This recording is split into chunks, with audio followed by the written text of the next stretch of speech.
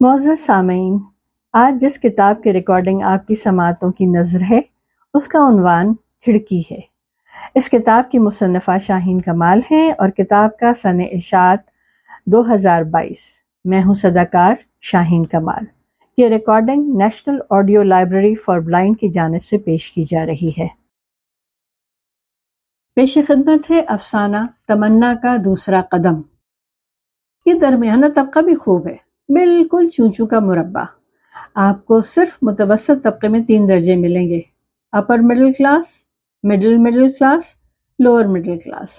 یقین جانیے ان تینوں میں کوئی خاص فرق نہیں، صرف دل کا بہلاوا ہے۔ تینوں درجے کے حاملین معاش کی مشقت میں بے بسی سے پستے ہوئے مجبور انسان ہیں۔ کلوپیٹرا کے جبری بھرتی کیے گئے ملاحوں کی طرح زندگی کی ناؤ کو ہانپتے ہوئے کھیلتے ہیں۔ میں بھی اسی بے بس و سفید پوش طبقے کا حصہ ہوں جو سر اور پیر کو بیک وقت ڈھانپنے کی کوشش میں ادھواں ہوتا ہوا جال میں پھنسے ہوئے بے بس پرندے کی طرح پھڑپھڑاتا ہے۔ ابا سرکاری ملازم ہیں، حالات کے جبر نے ان کے ذوق و شوق تو کب کے چھین لیے۔ اب تو محض آکسیجن اور کاربن ڈائی آکسائیڈ کی آمد جامد ہے کہ زندگی تو کہیں رہی ہی نہیں۔ 2 بیٹیوں، 1 بیٹا اور ایک دائمی مریض بیوی جو اپنا علاج دیسی ٹوٹکوں سے کر کے اپنے آپ کو ہمہ وقت صحت مند ثابت کرتی ہے تاکہ میاں کی جیب اضافی خرچے کی بوجھ سے بچی رہے۔ متوسط طبقے کے بچوں کی بنیادی صفت یہ ہے کہ انہیں بچپن ہی سے اپنے دلوں کو مارنا آ جاتا ہے۔ وہ باتوں اور خواہشوں کو چھپانے کے فن میں طاق ہوتے ہیں۔ دن کے اجالے میں وہ سفید پوش گھرانے کچھ اور ہی منظر دکھاتے ہیں، اور سچ تو یہ ہے کہ سورج بھی ان کی اصلیت سے آشنا نہیں۔ یہ تو بس رات ہی پردہ پوش ہے جو ان کی کم مائیگی کی اصل رازداں ہوتی ہے۔ میرا گھرانہ بھی غربت کی اس دم گھونٹ دینے والی لکیر سے نکلنے کی انتھک کوششوں میں سر پیر منہ گاڑی کیے ہوئے ہے۔ ابا سید تجمل حسین محکمہ بہبود آبادی میں کلرک ہیں۔ سید بھی ہو اور غریب بھی تو یہ 2 دھاری تلوار پر چلنے کے مترادف ہے۔ سیدی کا تورا بلند رکھنا فی زمانہ بڑا جوخم کام، خون خالص آپ کو بھٹکنے نہیں دیتا اور ضروریات زندگی کا انبار آپ کو جینے کی رعایت دینے کا روادار نہیں۔ ایک تو محکمہ بہبود آبادی میں رشوت لینے کے امکانات ویسے ہی کم، پھر ابا پشتینی راہ حق کے مسافر، حق حلال کی روٹی، سچائی اور ایمانداری، یہ سارے بڑے بڑے آدرشی الفاظ کتابوں میں تو بہت خوشنما لگتے ہیں، مگر جو سچ پوچھو تو اصلی زندگی میں خون تھکوا دیتے ہیں۔ ابھی تک معجزاتی طور پر ہمارے خاندان میں ملاوٹ نہیں ہوئی تھی۔ ہم لوگ اب تک نجیب الطرفین ہی چلتے آ رہے تھے، مگر اب لگتا تھا کہ یہ کڑی ٹوٹنے کو ہے۔ میں شابانو 28 سال کی ہو چکی ہوں اور وہ بھاری سل ہوں جس نے میرے نحیف و نزار ماں باپ کا دم گھوٹ رکھا ہے۔ وہ نہ کھل کے جی پاتے ہیں اور نہ ہی اتنے بختور ہیں کہ زندگی کے شکنجے سے چھوٹ جائیں۔ یہ جان کنی کا آزار سے وہ دونوں ہی نہیں بلکہ ہم 5 بھگت رہے ہیں۔ میں 6 سال پہلے پرائیویٹ BA کر چکی تھی اور محلے کے اسکول میں انتہائی کم مشاہرے پر پڑھا رہی ہوں۔ یہ نہیں کہ میری صلاحیتوں میں کمی ہے یا میں اچھے نجی اسکولوں میں کوشش نہیں کی، سب جتن کر ہار گئی۔ مجھے صاف جواب یہ ملا کہ صلاحیت تو ہے مگر حلیہ ہمارے اسکول کے لائق نہیں۔ ایک اسکول میں حلیہ بھی قابل قبول تھا مگر مالک اسکول راتوں رات میرا حال اور حلیہ بدلنے کے آرزومند تھے۔ کیا کیا جائے، دنیا اب منڈی کا روپ دھار چکی ہے اور لیاقت ہو یا شرافت سب پر پرائس ٹیگ ہے۔ خرید و فروخت کا بازار گرم ہے اور سب سے سستی جنس انسان ہی ہے۔ ہم تینوں بھائی بہن ایک بہتر زندگی کی آرزو میں زندگی کو اپنا لہو پلا رہے ہیں، مگر زندگی کے چراغ کی لو روز بروز مدھم ہوتی جا رہی ہے۔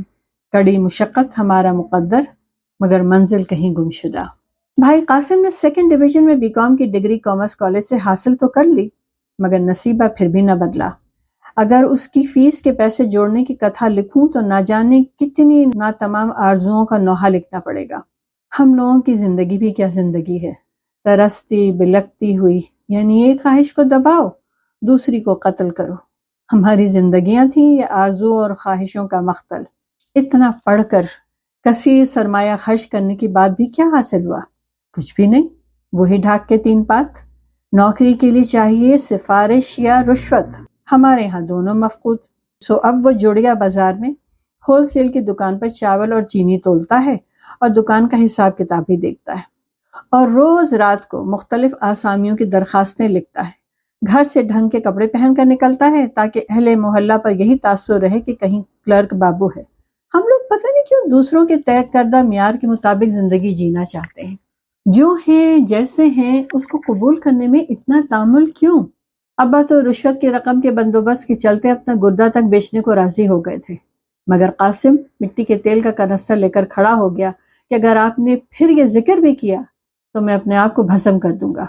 ایک لوتے بیٹے کی دھمکی کے آگے ابا ٹوٹ گئے۔ کیا کیا جائے، ابا کو ارمان تھا کہ بیٹا وائٹ کالر جاب کرے، اسی کے چلتے قاسم کو پیٹ کاٹ کاٹ کر BCom کروایا، ورنہ وہ تو ویلڈر بننا چاہ رہا تھا اور ٹھیک ٹھاک کما بھی لیتا۔ ہاں، مگر معاشرے میں عزت نہیں ملتی۔ کتنی عجیب بات ہے کہ ہمارے معاشرے میں 2 نمبری کر کے پیسہ بنانے والے کی عزت ہے، مگر حلال کی روٹی کمانے والے تیسرے درجے کے مزدور اور پیشہ ور حقیر گردانے جاتے ہیں، ان کی عزت نہیں۔ یہ عجیب المیہ اور تضاد ہے معاشرے کا۔ خیر، اس تفریق اور بے انصافی پر تحقیق پھر کبھی۔ فی الحال تو مجھے اپنی داستان علم سنانی ہے۔ ہاں، تمہیں کیا بتا رہی تھی؟ ہاں، اس وقت گھر کا مسئلہ عظیم میری شادی ہے۔ ابا آپ سیدوں میں رنڈوا یا طلاق یافتہ سب سے مایوس ہو چکے ہیں اور وہ اس مقام پر آ چکے ہیں کہ کوئی بھی مگر شریف میرج بیورو تک نہ رسائی تھی اور نہ ہی اوقات، سو ابا اپنے جاننے والوں ہی میں کہہ سن کر آس و انتظار کی سولی پر ٹنگے ہیں۔ مگر ایک دن معجزہ ہو گیا۔ آپ بھی حیران ہوئے نا؟ مجھے بھی یقین نہیں آیا تھا۔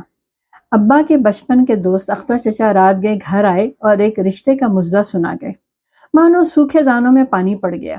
کوئی افتخار احمد تھے جنہیں اپنے اکلوتے بیٹے ظفر احمد کے لیے، جو ریاض سعودیہ میں سپروائزر تھا، کے لیے رشتہ چاہیے تھا۔ وہ لوگ ذات کے شیخ تھے اور ان کی شرط اولین اچھی سید فیملی اور خوش شکلی تھی۔ اب رہی بات میری شکل کی، تو آئینہ یہ تو بتاتا تھا کہ نئے نقش اچھے ہیں، مگر بسبب غربت مرجھائے ہوئے ہیں، جیسے پورے چاند پر بادل کی ہلکی سی تہ اس کی تابانی کو مدھم کر دیتی ہے، اسی طرح میری اسرت نے میرے حسن کو دمک نہیں دی تھی۔ میرا دبا دبا سا حسن محسوس تو ہوتا تھا، مگر اس میں چکا چون نہیں تھی، آنکھوں کو خیرہ نہیں کرتا تھا۔ اس رشتے کی نوید نے گھر بھر میں خوشی کی لہر دوڑا دی۔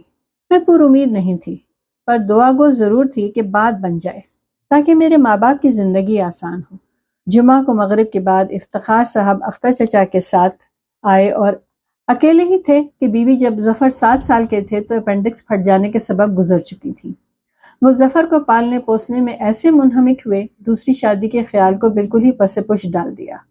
انہوں نے تفصیل سے ظفر کو پالنے کے سلسلے میں اپنی صعوبتوں اور کٹھنائیوں کا ذکر کیا۔ میں جب چائے لے کر پیشی میں حاضر ہوئی تو انہوں نے میرا بقور جائزہ لیا اور اٹھ کر میرے ہاتھ پر سر رکھا اور جیب سے 2100 روپے نکال کر میرے ہاتھ پر رکھے اور ابا اور اختر چچا کو مٹھائی کھلاتے ہوئے رشتے پر قبولیت کی مہر ثبت کر دی۔ ساتھ ہی انہوں نے ظفر کی تصویر میں ان کے معاش کی تفصیل کے ابا کے گوش گزار کی۔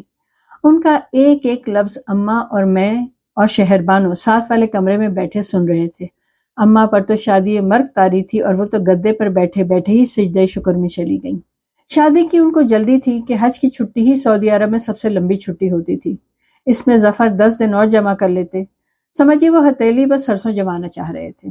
سب سے اچھی اور ناقابل یقین بات جو انہوں نے کی تھی وہ یہ تھی کہ لڑکی ان کو محض 3 کپڑوں میں قبول ہے، وہ اور ان کا بیٹا جہیز کے سخت خلاف ہے۔ اف، ایسی ناقابل یقین بات! مجھے تو لگا کہ میں اٹھ کر ناچنے لگوں گی۔ مجھے تو اس بات کے بعد اگر ظفر کبڑے یا کانے بھی ہوتے تو قبول تھے۔ میرے ماں باپ سکون کا سانس لیں، اس سے زیادہ مجھے اور کیا چاہیے تھا۔ ایسا لگ رہا تھا جیسے کوئی رحمت کا فرشتہ بھٹک کر ہمارے گھر آ گیا ہے، مگر ان کے اگلے جملے نے کمرے میں سکوت طاری کر دیا۔ وہ جملہ یہ تھا کہ بہو کو کراچی میں ان کے پاس ہی رہنا ہوگا کہ ظفر وہاں بیوی کو نہیں بلا سکتا، البتہ وہ کوشش کرے گا کہ سال میں 2 بار کراچی کا چکر لگا لے۔ اب یہ ایک عجیب سی صورتحال تھی۔ ساس حیات ہوتی تو ٹھیک تھا، اب صرف سسر کے ساتھ رہنا کچھ عجیب لگ رہا تھا۔ کمرے کی گمبھیر خاموشی کو اختر چچا کی آواز نے توڑا۔ کیا فرق پڑتا ہے تجمل؟ سسر تو محرم ہوتا ہے، بھائی باپ ہی تو ہوتا ہے۔ یوں یہ رشتہ طے پایا اور پہلے ذی الحج کو بعد عصر مسجد میں نکاح اور پھر نکاح کے بعد والے اتوار کو ولیمہ طے پایا۔ پون گھنٹے میں میری 28 سالہ زندگی کا سب سے اہم فیصلہ نپٹ گیا۔ ابا اور اختر چچا ان کو دروازے تک اور قاسم ان کے ساتھ گلی کے نکڑ تک رکشہ دلانے کے لیے گیا۔ میرے گھر میں جشن کا سما تھا۔ زندگی میں پہلی بار میں نے اپنے ماں باپ کی چہکتی آوازیں سنی تھیں اور پہلی بار خوشی کو مجسم دیکھا تھا۔ سادگی سے شادی انجام پائی اور میں شریف آباد کے شکستہ مکان سے اٹھ کر نارتھ کراچی کے سیکٹر 11C میں آ گئی۔ نیا مکان تھا جسے مجھے اپنا گھر بنانا تھا۔ ظفر بھلے مانس تھے، بس شادی کی رات آدھی رات تک ان کے ابا نامہ نے مجھے قدرے بیزار کر دیا تھا، مگر یہ بات بھی یقینی تھی کہ ظفر کے دل کی چابی ابا جی کے پاس تھی۔ مشکل منزل تھی مگر سر تو کرنی ہی تھی۔ ہر گزرتا پل مجھے ظفر کی محبت کا اسیر اور جدائی کے خوف سے ہراساں کر رہا تھا۔ شادی کے چوتھے دن ناشتے پر ابا جی کا موڈ کچھ ناخوشگوار تھا اور انہوں نے چھوٹتے ہی ظفر کی کلاس لے لی۔ کیا تم رات میں قہقہ لگاتے رہتے ہو؟ جانتے بھی ہو کہ اگر میری نیند ایک بار ٹوٹ جائے تو نیند نہیں آتی ہے۔ مجھ پر تو گھڑوں پانی پڑ گیا، سمجھ میں نہ آئے کہ بیٹھوں یا جاؤں، شرمندگی سے برا حال۔ پھر اس دن سارے وقت ابا جی نے ظفر کو لایانی کاموں میں دوڑائے رکھا اور مجھے بخوبی اندازہ ہو گیا کہ آگے کڑی دھوپ کا سفر ہے۔ اس دن بیچارے ظفر عجیب شرمندگی سے دوچار رہے۔ میں نے نوٹ کیا تھا کہ ہم لوگ جب بھی کبھی باہر سے ہنسی خوشی واپس آتے تو تھوڑی ہی دیر کے بعد ابا جی کسی نہ کسی بات کو بہانہ بنا کر گھر کی فضا مقدر کر دیتے تھے۔ میں جی محسوس کر رہ جاتی کہ یا اللہ اتنے تھوڑے ہی سے تو دن رہ گئے ہیں۔ میری تو شدید آرزو تھی کہ دن بجائے 24 کے 36 یا 48 گھنٹوں کا ہو جائے، کسی بھی صورت وقت کی رفتار کو کم کر دوں، مگر وہ 36 دن پلک جھپکتے میں ہوا ہوئے۔ انسان کتنا بے بس ہے، اپنے من پسند لمحوں کو لوٹانے کا تو خیر ذکر ہی کیا، روکنے یا ان کا دورانیہ طویل کرنے پر بھی قادر نہیں۔ خوشی کے وہ سہانے پل برق رفتاری سے ہوا ہوئے۔ ظفر مجھے دلاسے دیتے ہوئے خود کئی بار ٹوٹے۔ مجھے پہلی بار احساس ہوا کہ مرد بھی پہلو میں حساس دل رکھتے ہیں اور محبت کے گداز سے بوند بوند ہوتے ہیں۔ ظفر نے رابطے میں رہنے کی خاطر مجھے موبائل فون بھی دلا دیا تھا۔ تسلی، دلاسے اور نصیحت کی گٹھڑی پکڑا کر وہ بدیس روانہ ہوئے اور میں پہلی بار برہا کی اگن اور تنہائی کی جلن سے واقف ہوئی۔ میں ابا جی کے سلسلے میں بہت محتاط تھی اور ان کی خاطرداریوں میں کوئی کسر نہیں چھوڑتی۔ میں نے محسوس کیا کہ ظفر کے جانے کے بعد سے ابا جی بہت خوش رہنے لگے ہیں۔ کہاں تو سر شام منہ سر لپیٹ کر پڑ جاتے تھے کہ نیند آ رہی ہے اور ان کی نیند میں خلل نہ پیدا ہو، اس چلتے ہم دونوں میاں بیوی سرگوشیوں میں باتیں کرتے اور پنجوں کے بل چلتے تھے۔ پھر بھی شامت کی مار کے کلاس ہو ہی جاتی تھی۔ اب تو وہ آدھی رات تک لاؤنج میں بیٹھ کر انڈین فلمیں دیکھا کرتے، بلکہ مجھے بھی دعوت دیتے کہ آؤ دلہن بڑے مزے کی پکچر ہے۔ اس بیچ کم از کم 2 دفعہ انہیں چائے بھی چاہیے ہوتی تھی۔ کھانا وہ بہترین پکاتے تھے، میں نے ان سے کافی کچھ سیکھا۔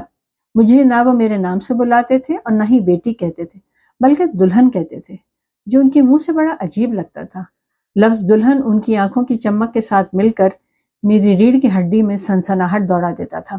ظفر کے ہر خط میں ابا جی کے لیے ہدایت نامہ ہوتا، بلکہ فون پر بھی ابا جی کا ذکر خیر ضروری تھا۔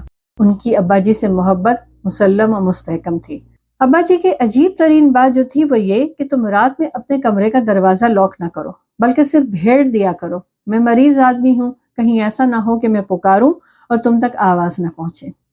جبکہ حقیقت یہ تھی کہ خاک نہ مریض تھے، اچھے ہٹے کٹے تھے، پر مرتی کیا نہ کرتی، حاکم حکم مرگ مفاجات۔ مگر میں نے اپنے بیڈ کی پوزیشن تبدیل کر دی تھی۔ اب وہ بھیڑے ہوئے دروازے سے بھی باہر سے نظر نہیں آتا تھا۔ میری صحیح معنوں میں راتوں کی نیند اڑ چکی تھی۔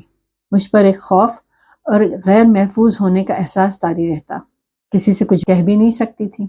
36 روزہ محبت اتنی زوراور نہیں تھی کہ ظفر سے اس خوف اور خدشے کا اظہار کیا جاتا۔ 36 سالہ فرما بردار زندگی کے آگے 36 محبت بھرے دن ریت کی دیوار سے بھی زیادہ بودے تھے۔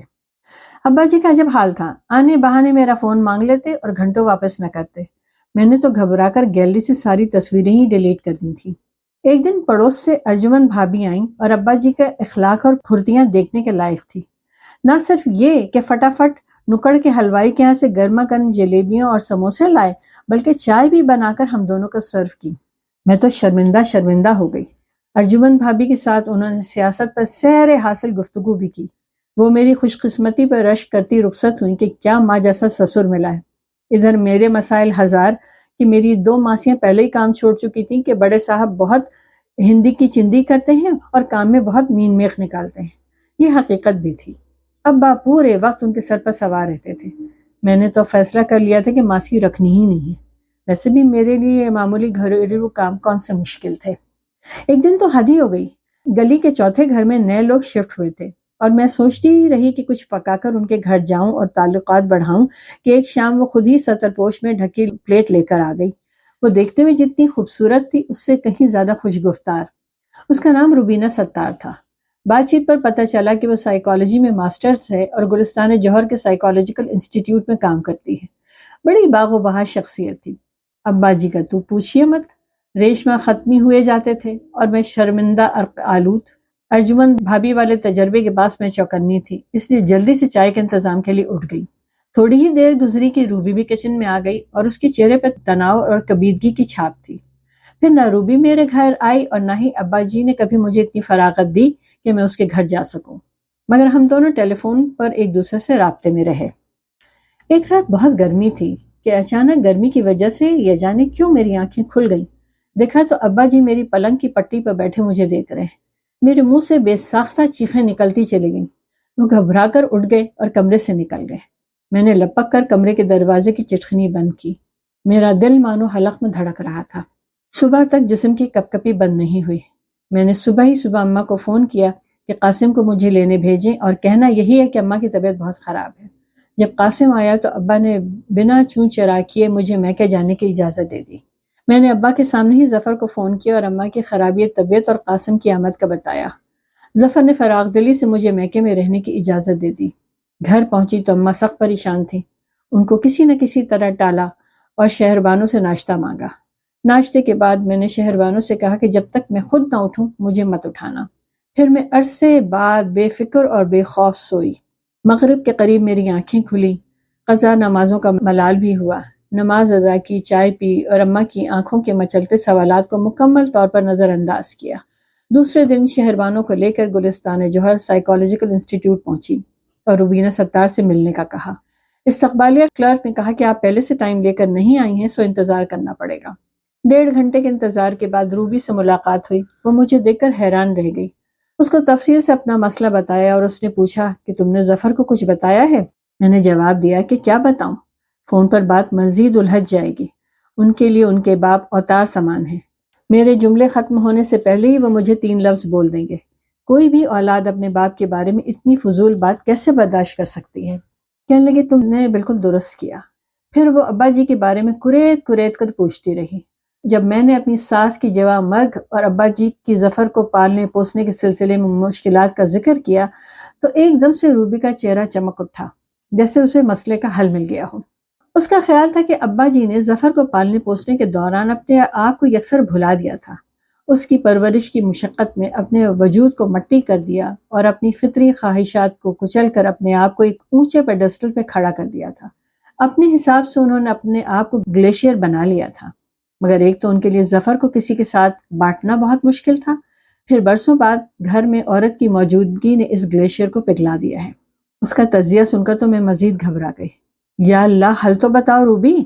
حل بہت سادہ ہے مگر شاید مروجہ نہیں۔ خدا را روبیہ پہلیاں نہ بجھواؤ۔ ارے بھائی، اپنے سسر کی شادی کروا دو۔ ان کو دوسرا ہٹ کی ضرورت ہے، ساتھی کی ضرورت ہے، فطری تقاضا ہے۔ فطرت سے کوئی کیسے منہ موڑ سکتا ہے؟ بوڑھاپا ہی تو وہ وقت ہے جب میاں بیوی کو ایک دوسرے کی سب سے زیادہ ضرورت ہوتی ہے۔ تمہارا دماغ ٹھیک ہے؟ 65 سال کی عمر میں کون شادی کرتا ہے؟ ان کو کون اپنی بیٹی دے گا؟ میں تو ہتے ہی سے اکھڑ گئی۔ خیر، یہ مت بولو۔ اس وقت پاکستان میں بڑی عمر کی کنواری، بیوہ یا طلاق یافتہ کا اوسط بہت خوفناک ہے۔ ان کے لیے کون سی 20 سال کی دوشیزہ ڈھونڈنی ہے؟ 50 سے 55 کے ایج گروپ میں بہت مل جائیں گے۔ ابا جی مانیں گے اور ظفر؟ میں سراسیمگی میں مبتلا تھی۔ ابا جی تو سر کے بل مانیں گے اور ظفر کو منانے کی تیاری تم کرو۔ میرے تو دور دور تک جاننے والوں میں ایسی کوئی خاتون نہیں روبی۔ میں بیک وقت متحیر اور متفکر تھی۔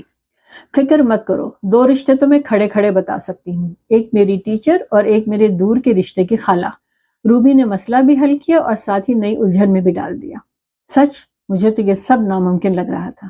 روبی کے مشورے کے بعد میں نے اطراف میں نظریں دوڑائیں تو واقعی مجھے ایسے بہتیرے مرد و زن نظر آئے جو کلاپے کتاب سے جھلس رہے تھے۔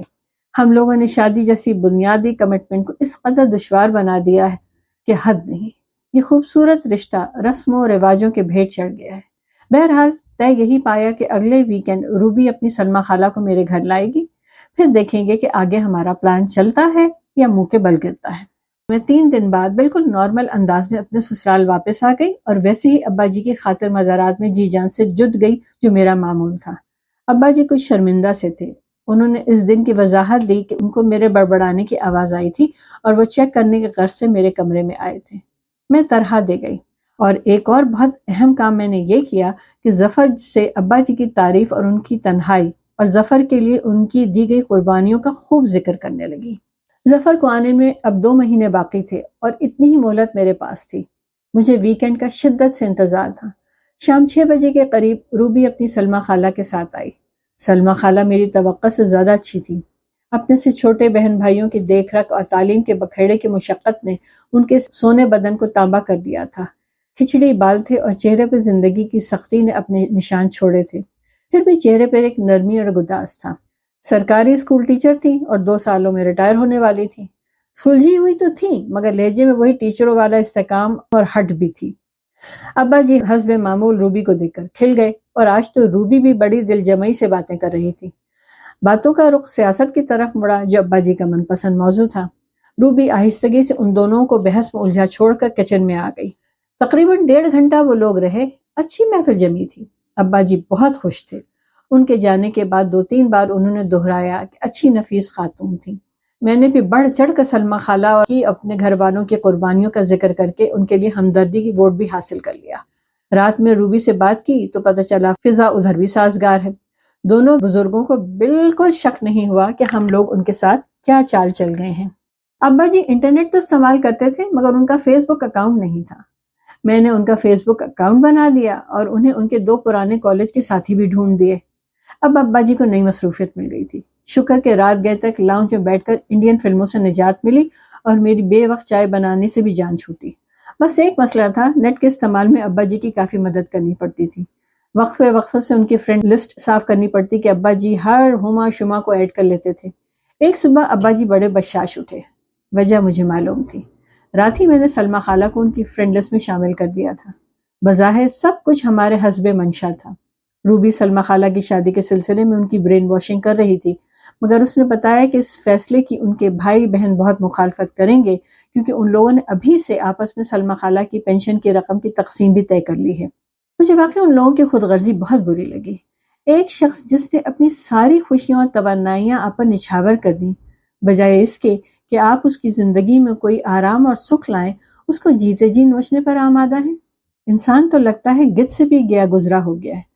گدھ بھی ساکت بیٹھ کر دم ٹوٹنے کا انتظار کرتا ہے۔ ظفر کے آنے سے کوئی 10 دن پہلے میں نے روکھا سا منہ بنا کر ابا جی سے سلمیٰ خالہ کے فرضی رشتے کا ذکر کیا۔ اس دن ابا جی کی بے چینی دیدنی تھی۔ شام کی چائے پہ میں نے سلمیٰ خالہ کے لیے اپنی پسندیدگی کا اظہار کیا اور ہنستے ہوئے کہا کہ مجھے تو لگتا ہے کہ امی جان بالکل سلمیٰ خالہ جیسی ہی ہوں گی۔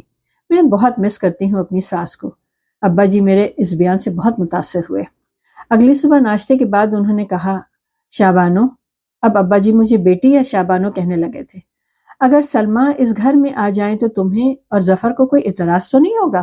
اف، مجھے تو لگا میرے کان بج رہے ہیں۔ خوشی چھپانی مشکل تھی۔ میں نے کہا، کیسی بات کر رہے ہیں ابا جی، آپ کی خوشی ہم دونوں کی خوشی ہے، تم ظفر سے پوچھ لو۔ میں نے کہا، آپ اس کی فکر ہی چھوڑیں، بس جلدی سے سلمیٰ خالہ کو پرپوز کریں، کہیں وہ اس رشتے کو ہاں نہ کہہ دیں۔ ابا جی تو بالکل ہی فخ ہو کر اپنے کمرے کی جانب دوڑے اور میں اپنی ہنسی ضبط کرتی ہوئی اپنی کمرے کی طرف۔ دل بھی کیا چیز ہے، عمر کی قید سے آزاد، بالکل بچوں کی طرح اپنی منوانے والا۔ اب آگے کی کہانی بالکل سادہ ہے۔ سلمیٰ خالہ کے بہن بھائیوں نے اس رشتے کی بہت مخالفت کی کیونکہ ان کو پینشن کی رقم ہاتھوں سے جاتی نظر آ رہی تھی، مگر سلمیٰ خالہ کی پشت پہ روبی تھی، اس نے ان کی ہمت بندھائی۔ کچھ سلمیٰ خالہ بھی تنہائی سے خوفزدہ اور بھائی بہنوں کے رویوں سے دلگیر اور شاکی تھی۔ ان کے کسی بھائی بہن نے ان کی زندگی سنوارنے کی رتی بھر کوشش نہیں کی تھی۔ سب اپنی اپنی دنیا میں مست اور مگن تھے۔ سب نے سلمیٰ خالہ کو محض اسٹیپنی کے طور پہ استعمال کیا تھا۔